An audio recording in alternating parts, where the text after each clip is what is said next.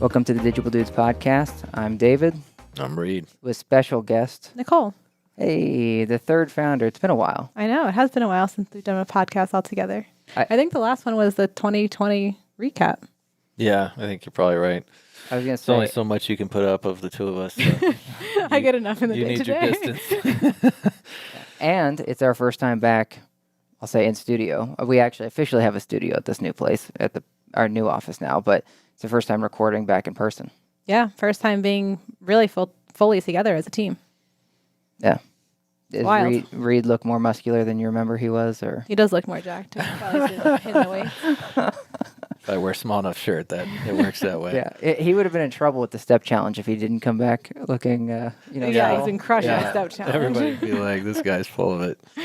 Yeah. All right. Well, today we wanted to specifically talk about our announcement of the 4-day work week. So I feel like probably the best way to kick that off, Reid. I mean, this was your.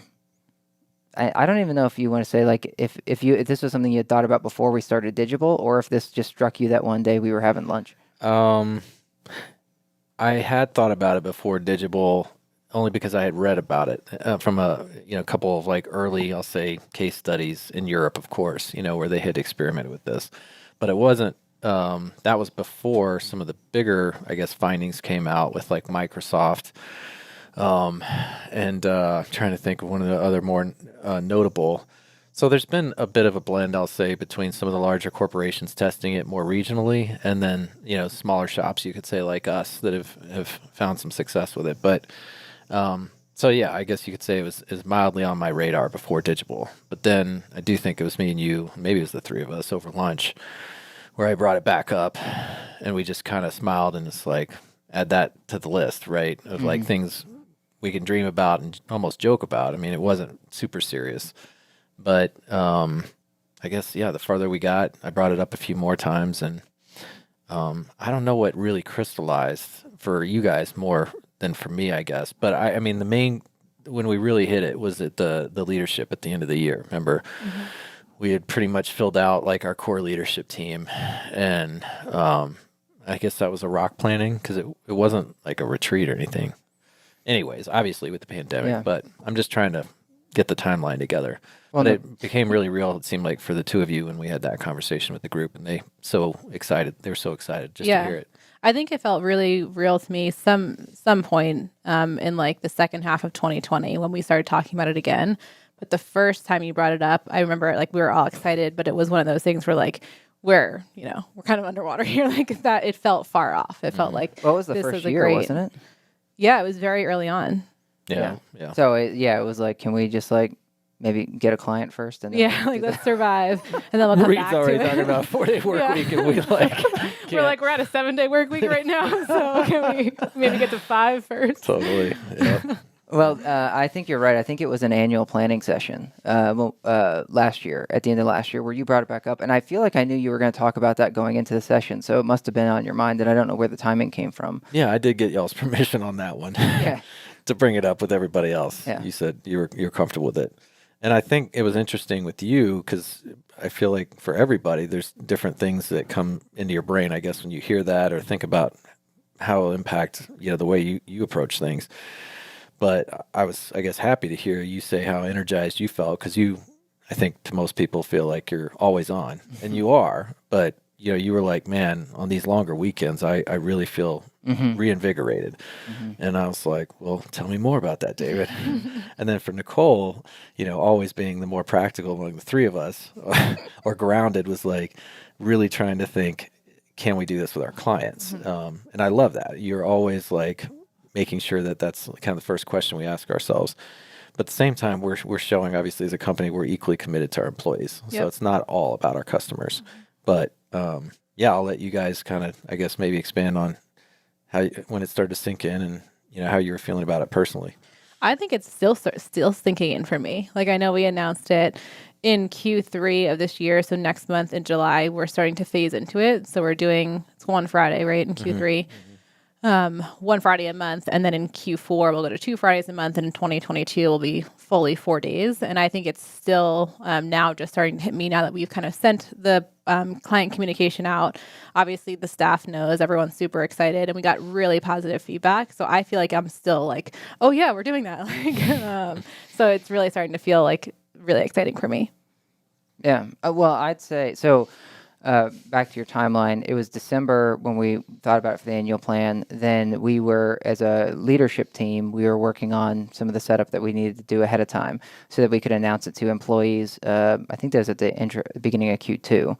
And then we waited kind of now towards the, the beginning of the third month of Q2, right? Is when or did we do it the middle of last month? Must have been the middle of last month. So halfway through Q2. We announced it with Q2. Well, no, to clients. In May. Yeah. May, the third week of May, we sent out the client. Okay. email. And now, so I'm with you guys that it doesn't feel. It's almost like coming back to the office though. Like this is our first week back, our third day back in, and it doesn't feel real yet, but it feels great. It feels great. So I think as we start to practice it, that's when it'll really hit me. But as we're getting closer to it, I can tell our employees are way more excited and amped than. And I wondered about that because sometimes I feel like until something happens, that it's like, yeah, well, that sounds like a great idea. But I also feel like, Reid, you made the point early on that you're like, going to this, let's not frame it as a test. Let's frame this as like, we are doing this and you got to adapt. Because we're not, to be clear on the client stuff, we're not changing our SLAs. So we're still expected the client shouldn't notice a difference at all. Right. And for employees, we're still expecting them to handle the same workload as they were before. Right. So maybe that's a good point, Reid, to get into the why behind, like, why you mentioned some of the studies, but why move to this?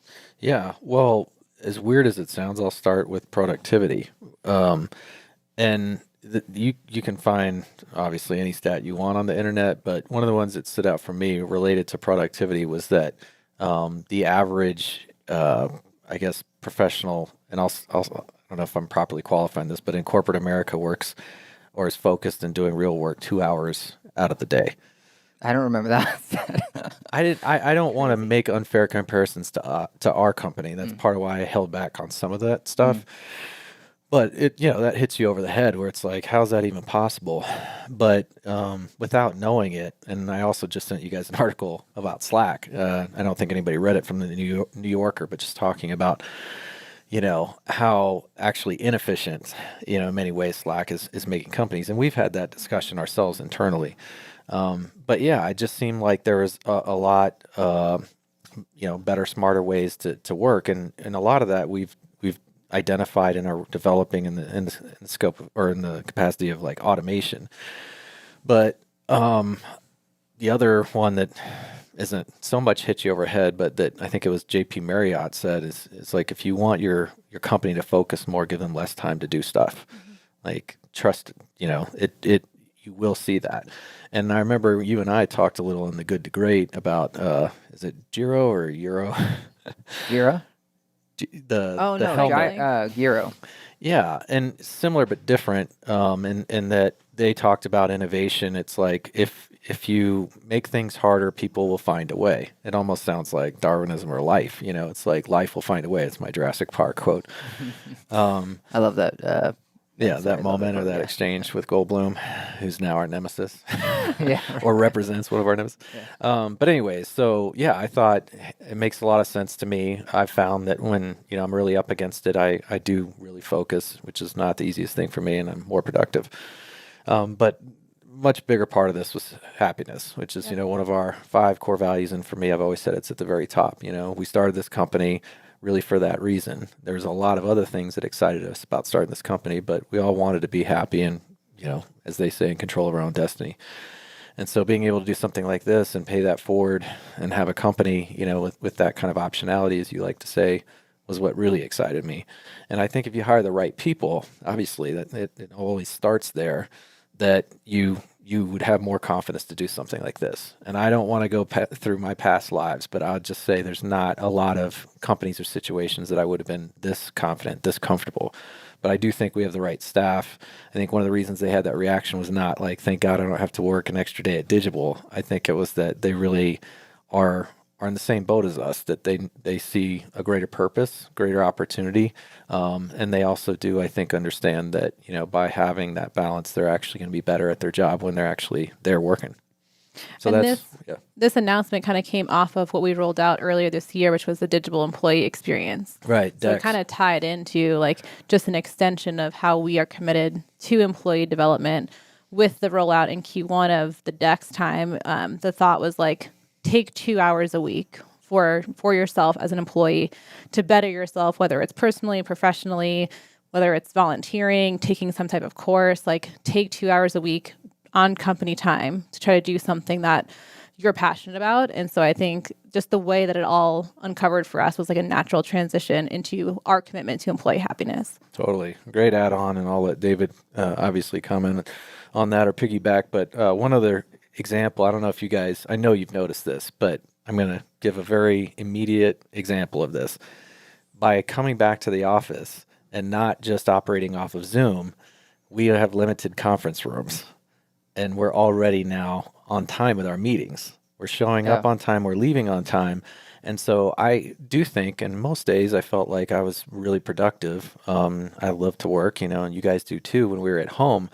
But there would be days where it's like, what did I really get done? What even happened?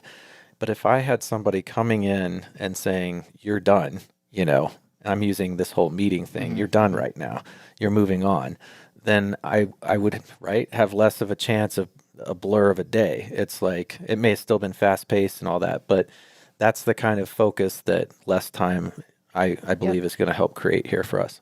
I've also noticed just a reduction in the number of Slacks. I don't know if you guys have noticed this too. And now you can make the argument, well, people are now coming over to you physically to be like, hey, can I ask you something? But I think that makes us faster, where it's like rather than me missing the Slack and then being a day late, it's like that person can just get an answer from me and I'm not the holdup. So I think ultimately just the in-person team building is going to make us more efficient too. Yeah, we were the three of us are definitely bottlenecks at the company. Yeah. Like we are trying to remove certain responsibilities from us and put other people, in place. But it's still a fact. Like people are waiting for stuff. And I noticed it, I was telling you this morning, but with you two yesterday, like you had something you wanted to work out on finances. And normally the two of you would then have to schedule a meeting with Ryan to then like get together for whatever. But Reid, you saw that he wasn't in another meeting. You just grabbed him real quick and you solved it, which normally would have been like, well, we don't have schedule. Neither of us do for 3 days.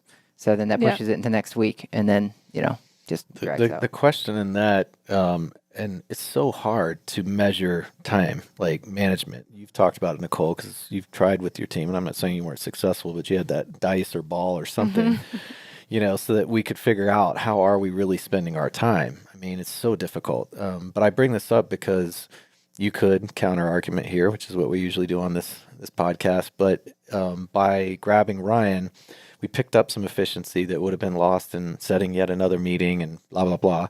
But he was also working on something, and I just grabbed him. So how much is the benefit, and I don't have the answer to that. And, it's not too late for us to some degree. I didn't even think about that. I don't know that any of us did, but we didn't baseline. And that's who we are, really, as a company. We do it all the time. So we should probably, before it's too late, I'm saying this as we, but I'm just really curious. Aren't you guys is the roll the chair over better or worse than the option that we had when we were remote?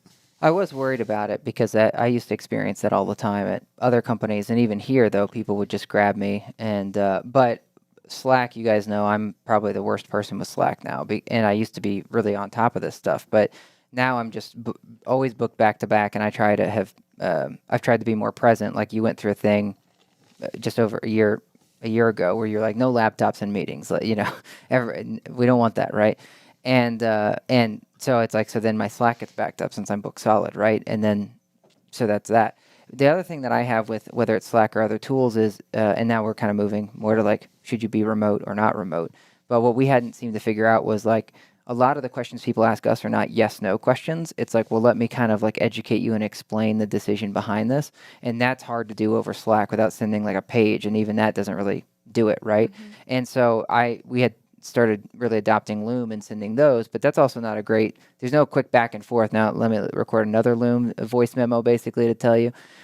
So I think here for me, at least, instead of me being like going back and forth, Victor used to call it like switch costs, right? Of like, I can send you a sentence, but when you ask a question, then I got to like tomorrow when I get back into Slack, I'll do it. So He's particularly sensitive to it on the Yeah. coding side.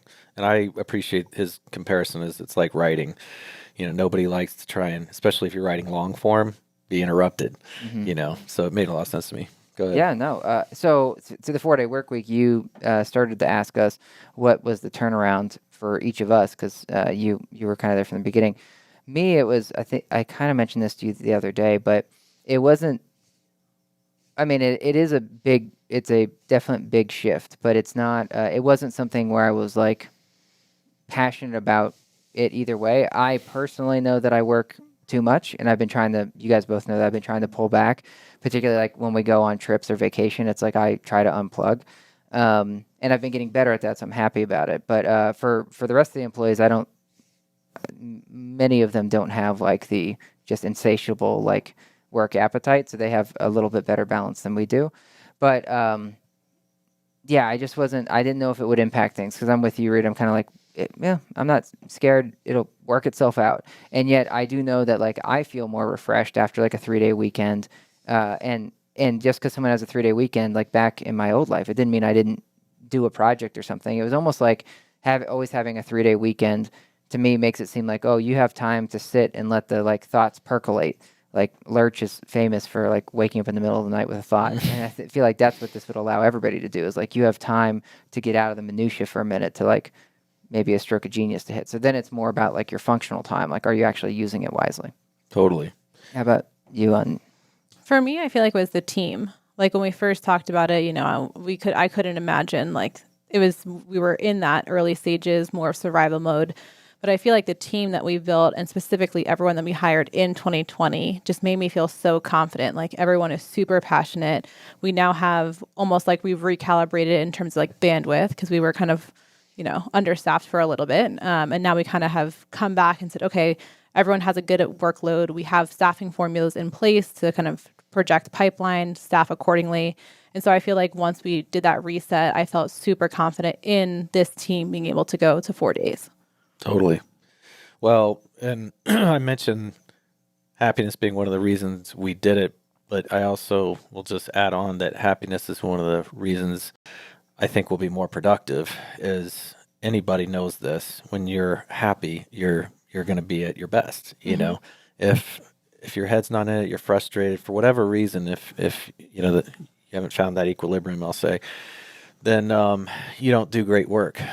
But if people are truly got smiles on their face and that energy that you keep referring to is staying at an all-time high, they're going to be super productive. They're going to get a lot done. I'll say one of the things that has provided more conviction about this, more confidence about this, and this is definitely directed at our clients, but also internally, is that all that we are doing, who we are trying to become, but I think very much who we are becoming and evolving into, is a super efficient, smart, shop. Because I don't want to just classify this as an agency. But what do you do with the time? So the example, like, and I'll use scripts, which we haven't even gotten there yet, but we know that's on the horizon, is like, and this is still a balance of people and machines, so I'll qualify there. But that by adding these new pieces of automation that the whole world is looking towards and expecting, and it's hitting in some agencies faster than others, or companies, industry, sorry. What do you do with the extra time? And we were joking, but we weren't, like, and I'll share with the listeners, but we went through our thought experiment 2050 with the company on Monday when everybody came back. And the department at Digible that I don't want to say was most concerned as they went through it, but was paid media, where it's like, a lot of the things that we do, if you think 30 years ahead, that's just not going to be there. There's just no way. And so then my question to them was, well, when would it change? 2040, 2030? How long? And to me, when you look at modern day technology, everything's going to be accelerated. So it's like you have people that are in their mid to late 20s that, within 10 years, 50 or more % easily of their job may not be there. So as employers, what do we do with that? Do we make more money, which a lot of people, be like, this is great. We don't have to pay as much, or we don't have as much of a staff. Or do you reinvest it in your employees through a 4-day work week, and then also, of course, innovating more new technology, new ideas, incubators. I mean, that's a whole nother podcast and all the things that we are hoping and would like to do with the extra time. But that just made me feel that much more convicted about it. I was like, I am very convinced that with what this company is doing over the next few years, we will be replacing 50% of many of our departments, and not in a scary bad way. That's a great thing. And we've made the decision together that instead of just now we added another 3 or 4 points on our P&L, which, coming from the guy that's always talking about that, but at the same time, it's like, what would you rather do with it? Pay it back to your company and say, hey, we're comfortable with this. We found a way to do this. Or do you just want to pocket it? Yeah, I think maybe it's good to almost like backtrack a second because you mentioned happiness, and I can't remember if you tagged it on this episode as one of our core values, but that is I did. one of, okay. Yeah. So that's important. But also we just did our BHAG exercise, like the Jim Collins, like Good to Great, and I feel like that also is a whole nother podcast. For but sure. At least I think we should. I feel like it's helpful to go with the purpose statement that we came out of that, and then we can do another maybe episode with maybe even 4 of us. Maybe have Lurch on for that. Yeah. But it was the wordsmithing that you and Rachel finished up on our purpose statement was to be a role model for company culture, employee culture. Close. Sorry. Yeah. Yeah. Well, That was part of the wordsmithing. yeah. And then and a catalyst for progressive change. Yep. And I feel like the 4-day work week is indicative of just exemplifies that. So in one sense, like moving the 4-day, when we give that company purpose to our employees, they're like, okay, that sounds nice and fuzzy, but what does it mean? Then you read the core values and they're like, yeah, sure. Does that mean anything? But then it's like, well, here's a clear example of how we're trying to be role model on the culture side, progressive change, and it hit the core value of happiness. It hits the whole thing. Totally. And then if we can do it in a way that still shows you can still remain as productive and as competitive as we are in the space, then the whole thing's full circle. It goes back to being like, well, that's a role model. If they can do it, then we can do it. Totally. Anything to add there, Nicole? No, I agree. Okay. So then, I had one other thing on. Oh, you mentioned the team, and that's what made you feel comfortable about it. What I got such a kick out of is when we announced when we brought it up in annual planning for leadership. I don't know, we must have had 11 leaders in there, and they were like scared. Like, I don't know if I can still maintain, the standards that we have and whatever. So it took us a while to hash it out, but by the end of it, they were like, yeah, let's go. We got this. Well, we can do this. And then they were pumped. And I feel like leading up, we had to keep it a secret until we announced it to the employees a quarter later. But when they'd get me in private, they were pretty pumped about it. Now, of course, when Reid announced it to the company on our quarterly meeting, he pulled an April Fool's joke on all the employees, and I'm wondering if they're still recovering from that. I'm still recovering from that. Well, that's because I didn't tell you guys. So Yeah. I'll quickly share that morning. It was April 1st, and it wasn't something that was overly planned out. I just came downstairs, and my dad used to have fun with the family, and I was as gullible as anybody. Not embarrassed to say, but he found smarter ways. I mean, he was pretty good with some of his April Fool's jokes on me. I mean, as a teenager, I was still on guard on April 1st. He'd still slip things past me, but so I thought I'd have a little fun with my girls, and I told them that there was an ostrich running down, the neighborhood street, headed straight for the Schmitz, and the 3 of them almost crashed through the window. They ran up the window, and then they turned around, and I was like, April Fools. And it was in that one moment right there, I was like, oh man, this could be really fun. And should I tell David and Nicole? So I didn't, and I told the company that we were selling, that we were going to go ahead and do an exit. And we saw in the chat pretty instantly there was some people that were like, no, super upset. So I let it sink in just. But you also really drug it out too. Yeah, I did. Yeah. Yeah, because I said we have a big announcement. Instead of leading with that up front, we went through the whole discussion, and then,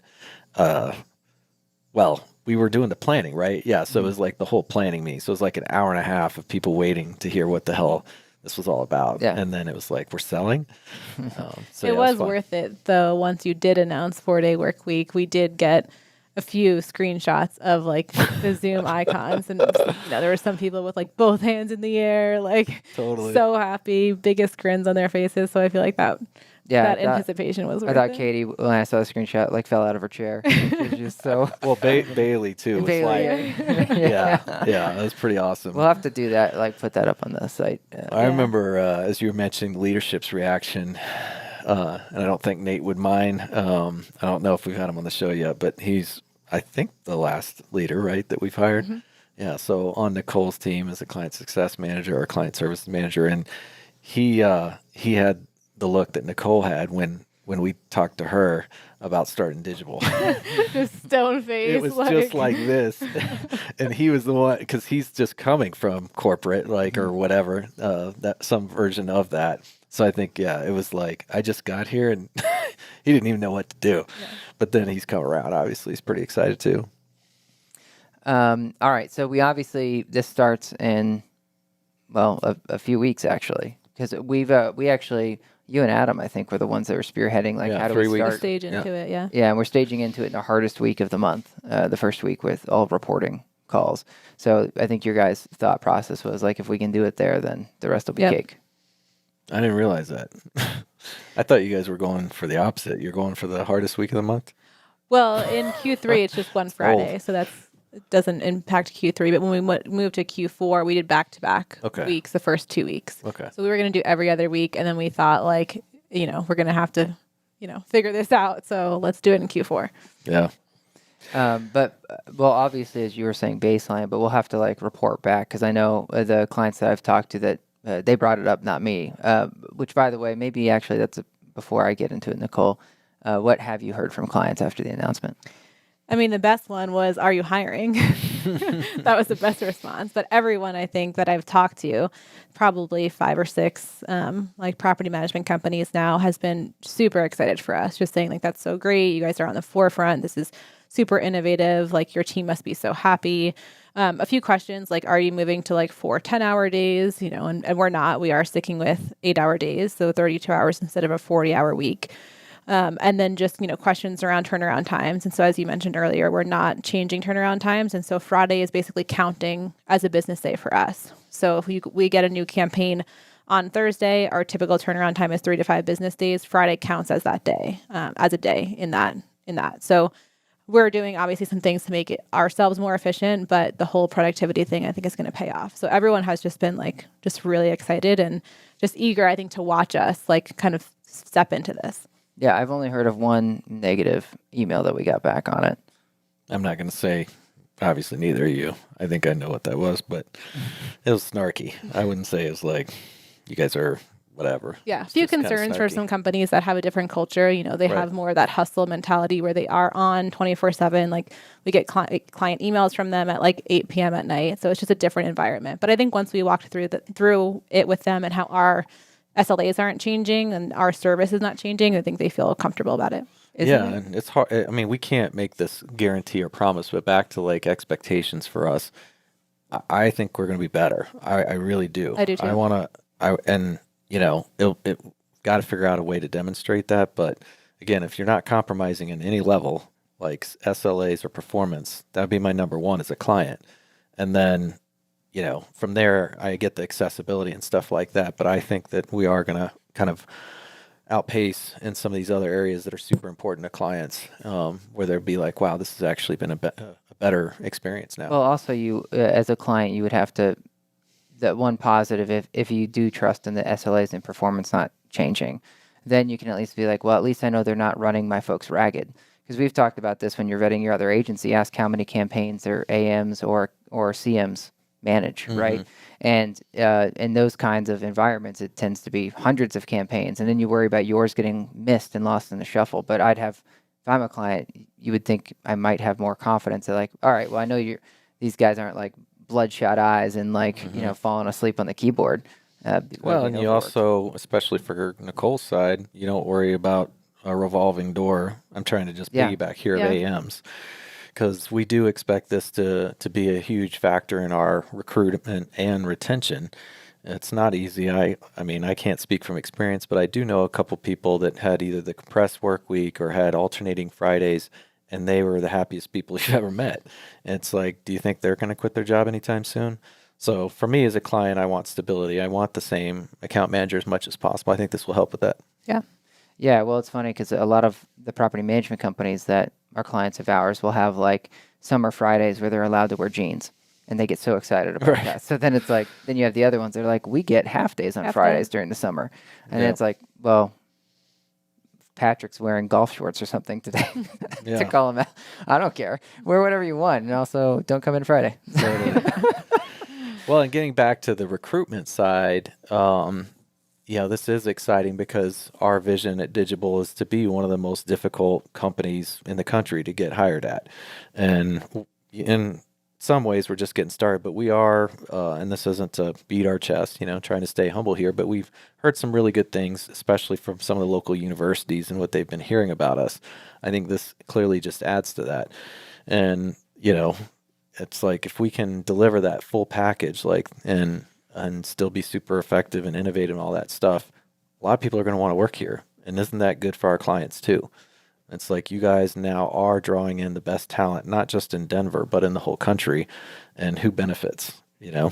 Everybody. The company does, but yeah, I think performance, the kinds of products, the things that we're doing is just going to get that much better as we're able to attract top talent.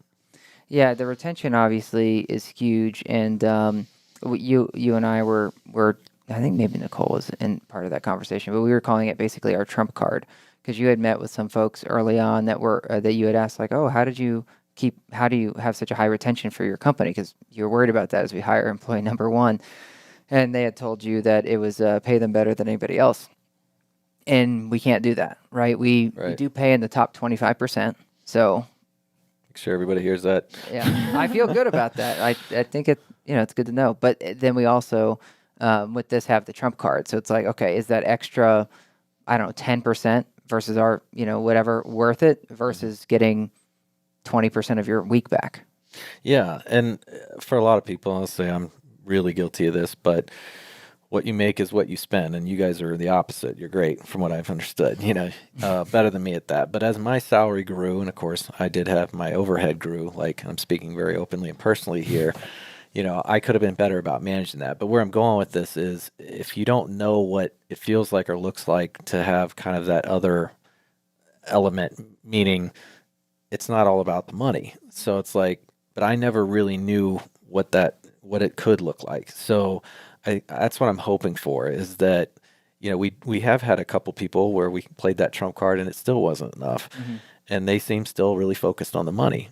And that's where I'm leaning more on like how impactful this will be on retention. Because I do think that, if you were getting an offer for another X amount of dollars, but you had for 6 months been used to this schedule, that's going to be really difficult. And you're going to say, I actually realize now that a few $1,000s more somewhere else is nowhere near as important as having, this extra time for myself, for my family. Well, and it seems to be, and Nicole, a lot of this has been on your team because you guys are the ones hiring right now, but the new hires, particularly folks that are early in their career, don't know what they don't know, yeah. Right, and they're all gung-ho, like I've been trapped, like studying online, and now I'm ready to hit the workforce.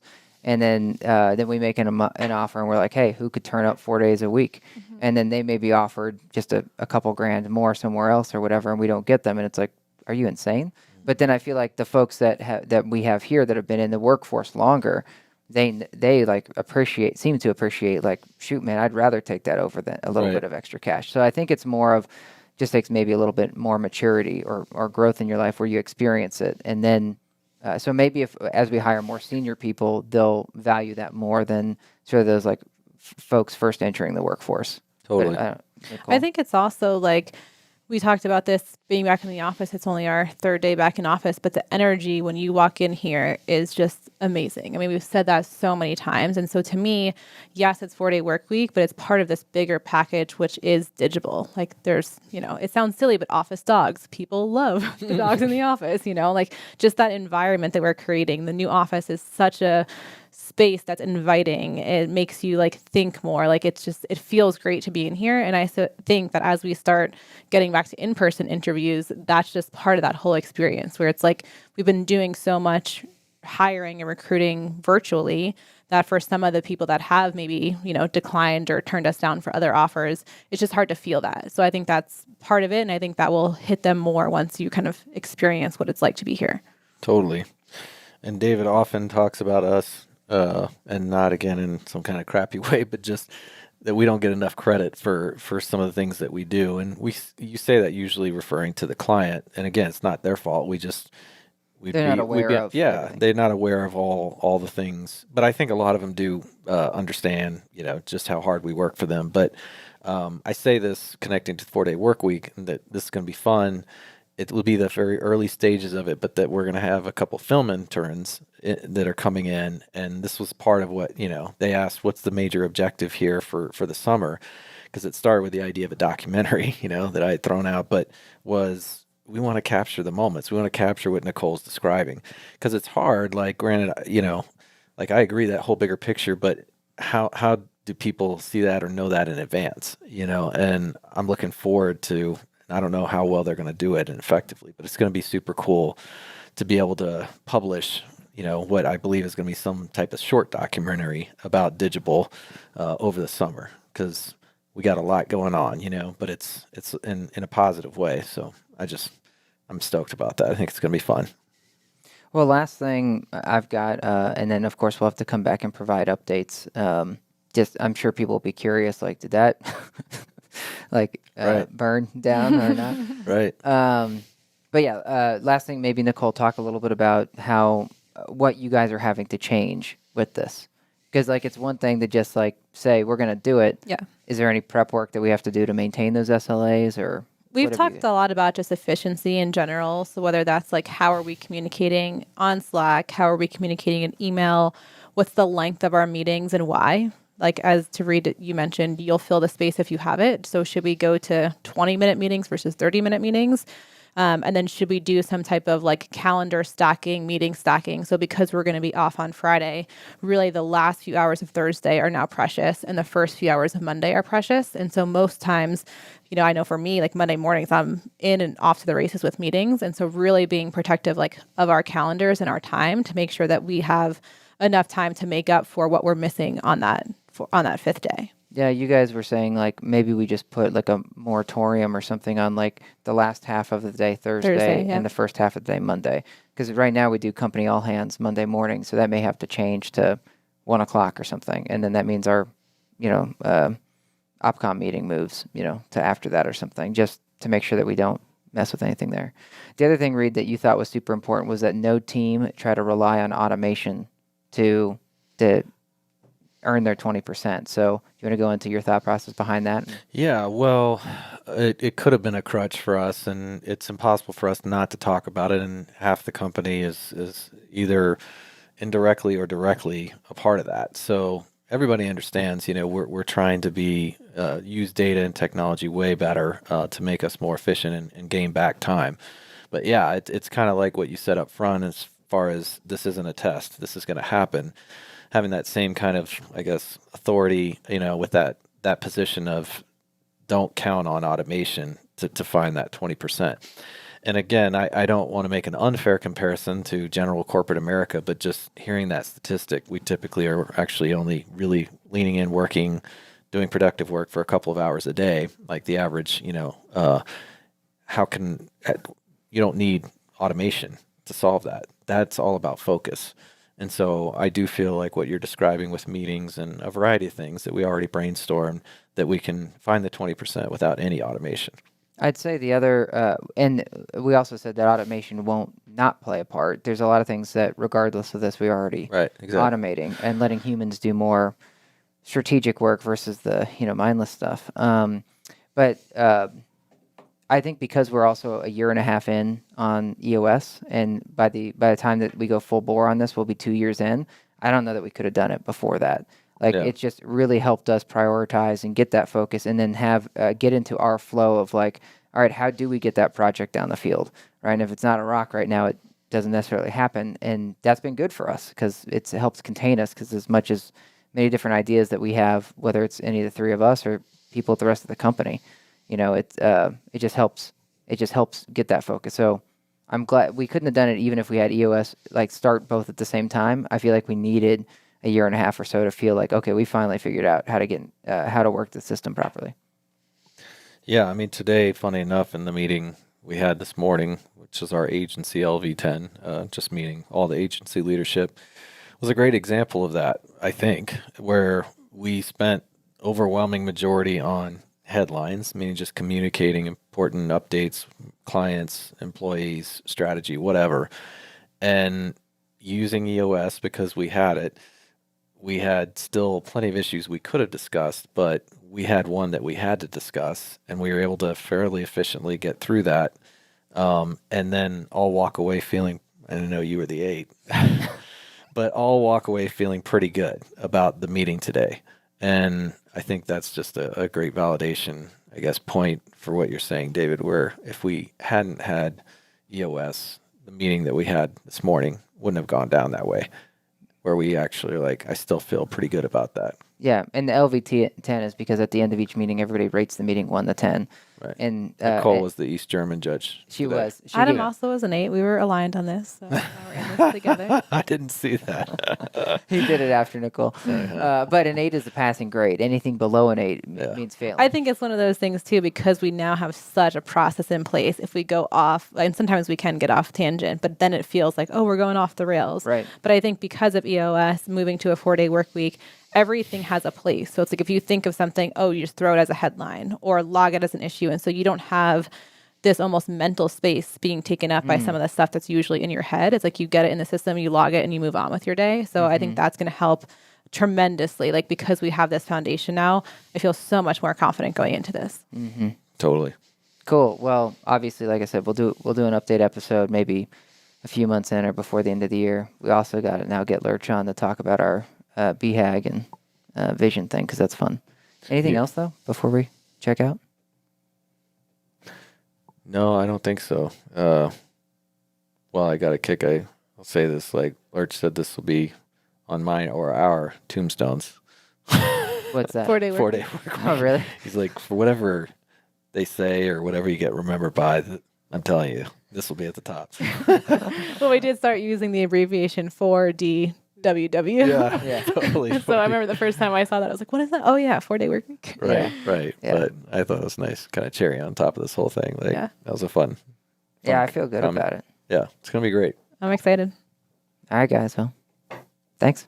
Later.